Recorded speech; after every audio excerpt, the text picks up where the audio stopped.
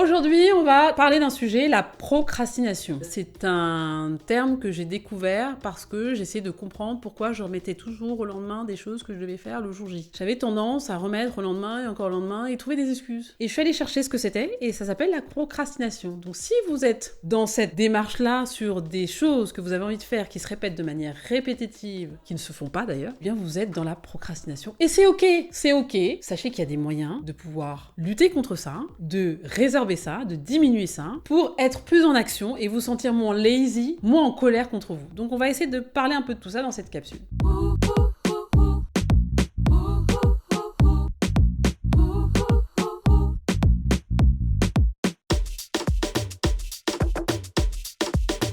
Comme je disais, la procrastination, c'est de remettre au lendemain ce que vous devez faire aujourd'hui. Vous devez aller faire du sport, non mais c'est bon, je ferai demain. D'ailleurs, je dois aller faire du sport. Vous devez faire du ménage, non c'est pas grave, on laisse comme ça, on fera demain. Et le lendemain, vous arrivez et vous devez faire la tâche que vous avez dit que vous allez faire et vous remettez encore au lendemain. Ah non, je peux pas. Et ainsi de suite. Bon là, sachez que vous êtes quand même dans un truc de procrastination important. Mais c'est pas grave. Si ça vous dérange pas d'être comme ça, fine. Par contre, si effectivement ça vous agace et que ça commence à vous créer de l'anxiété, de la colère, donc ces émotions négatives, là il y a un truc à faire pour agir. Si vous ne savez pas comment faire pour diminuer votre procrastination, je vais vous donner quelques outils. La première chose, c'est identifier les tâches que vous aimez faire et celles que vous n'aimez pas faire. Les tâches que vous n'aimez pas faire, il y a un truc quand même qui revient, c'est le ménage. Parce que c'est chiant. Le ménage c'est chiant. Après on peut l'utiliser pour...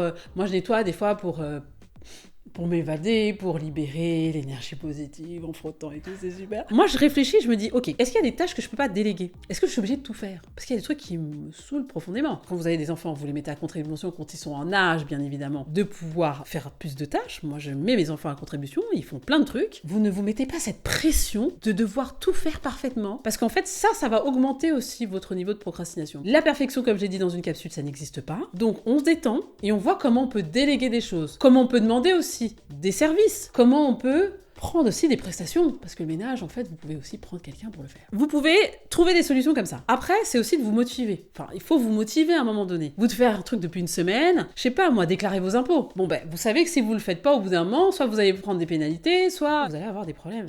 Enfin, voilà, au bout d'un moment. Mettez-vous un mot, un post-it, écrivez un truc sur votre main, rappelez-vous, dites-vous, allez, aujourd'hui, on le fait, on le fait, on le fait, on le fait. Restez calé sur on le fait. N'écoutez pas votre cerveau qui va dire non mais ça va être cool, on fera demain, écoute là franchement on a du temps demain pour aller faire ça. Ne croyez pas ce qu'il vous dit, il vous ment. Parce que demain vous n'aurez pas le temps. Faites-le maintenant, prenez 5 minutes. En plus franchement déclarer les impôts, enfin alors à moins que vous ayez une fortune colossale. Mais déclarer les impôts franchement, tac tac tac, allez on se prend 1 heure et on y va quoi. Autre chose, procrastination. Commencez par les trucs les plus durs. Bah oui, parce que si vous faites les trucs les plus faciles dès le départ, les trucs les plus durs, vous les ferez jamais. Jamais. J'ai expérimenté tout, Faites le plus dur. Mettez-vous dedans, parce qu'une fois que vous avez fait le plus dur, vous êtes satisfait d'aller faire les trucs les plus durs, donc ça vous donne un peu d'hormones de la récompense, vous dites, c'est cool, c'est bien, c'est top, tu vraiment, bravo Sandra. Vous vous félicitez, donc vous créez un peu d'hormones du bonheur, de la dopamine, et du coup, les trucs les plus faciles à faire, mais...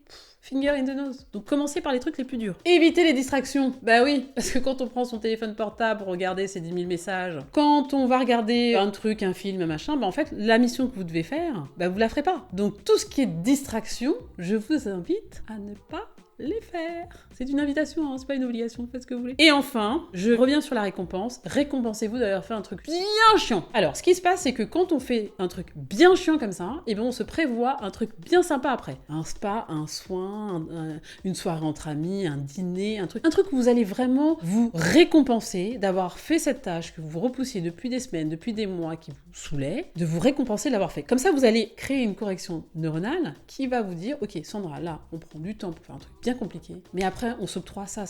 Ok, bah c'est bon. Et vous négociez avec vous-même. Vous créez un dialogue interne pour négocier avec vous-même le fait de faire des choses qui sont désagréables et après de vous récompenser avec des choses que vous aimez bien faire. Voilà, la procrastination, en fait, ça concerne beaucoup, souvent, des trucs qu'on n'a pas envie de faire. Parce que quand on a envie de les faire, les choses, théoriquement, on y va, on jump. Mais c'est vrai que des fois, on ne sait pas par où passer, par quel chemin passer pour faire les choses qu'on a envie de faire. Bon bref, on est à 7 minutes, donc je vais arrêter de parler parce que là, je suis en train de tourner en boucle. Allez, je vous fais un bisou, je vous dis à bientôt, bye.